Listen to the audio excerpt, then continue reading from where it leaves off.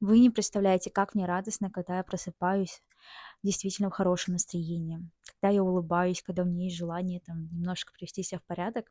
Потому что в последнее время я редко испытываю это чувство, и сейчас оно для меня более трепетное и важное. То есть я действительно прям кайфую от того, что я вот сегодня порадуюсь, и я могу потанцевать, даже попеть песни, потому что обычно все совсем по-другому, у меня просто нет энергии. Думаю, да в жизни все так классно, на самом деле в жизни бывает по-разному.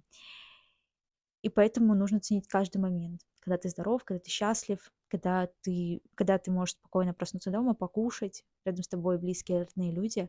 Это очень важно и ценно. Берегите. Будьте благодарны за все, что у вас есть. Может быть, даже какие-то банальные вещи для вас кажется, что это как должно, так должно быть всегда, но вы знаете, не всегда можно улыбаться, не всегда есть на это энергия, и не всегда есть энергия даже просто встать с кровати. Вот, просто подумайте об этом.